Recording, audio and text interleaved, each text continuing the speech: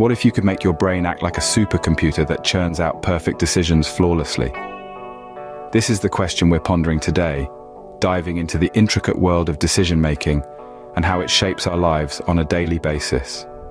Imagine, every time you're faced with a decision, whether it's as simple as choosing what to wear or as complex as deciding on a career path, you make the best possible choice. Imagine the impact on your productivity and overall performance over the years. Each of those seemingly insignificant micro-decisions you're faced with throughout the day could potentially lead you down an optimal path, if only you knew how to navigate the decision-making maze. But here's the thing, we all know that dreadful feeling of indecision. One moment, you think you've finally made up your mind, only to find yourself back at square one the next. You find yourself swinging like a pendulum between choices, trapped in a constant state of uncertainty. This was my reality.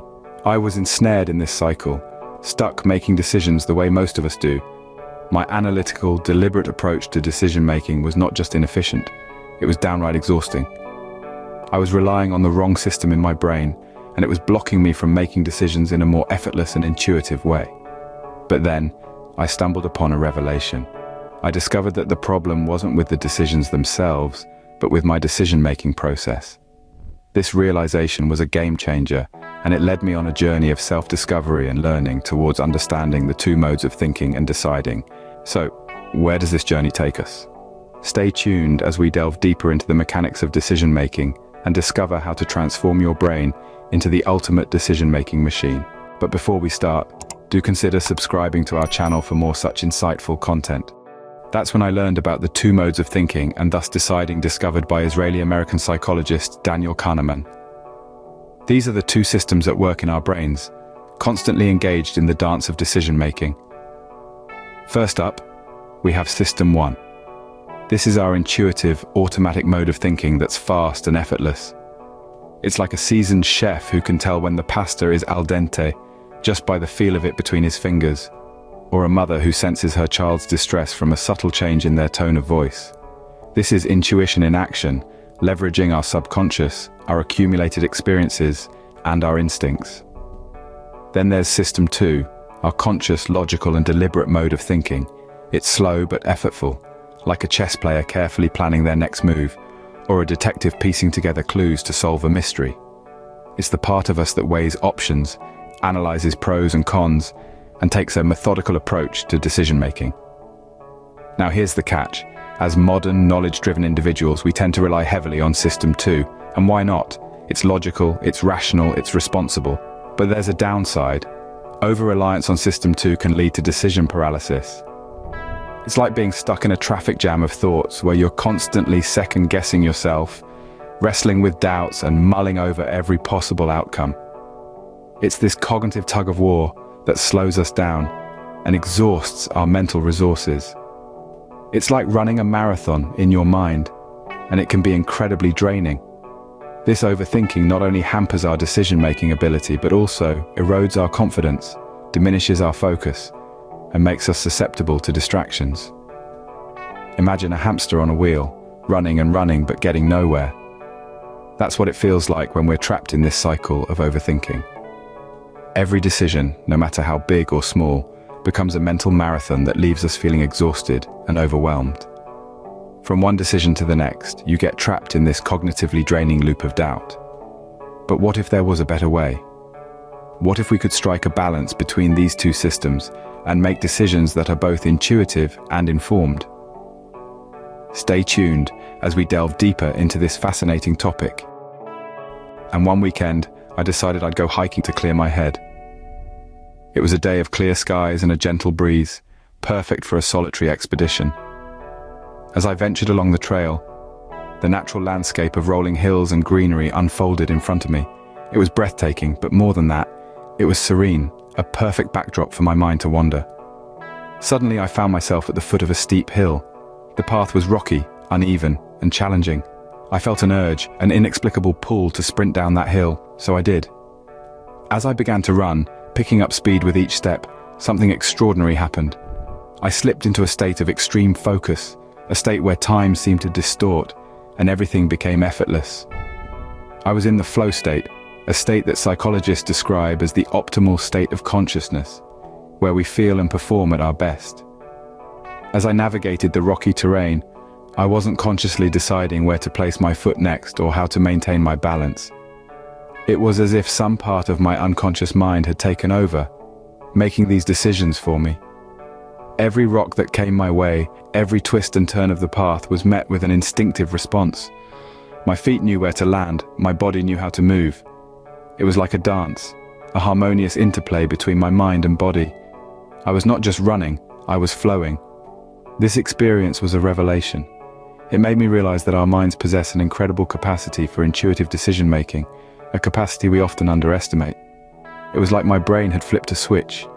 The intuitive, automatic part of my brain was leading the way.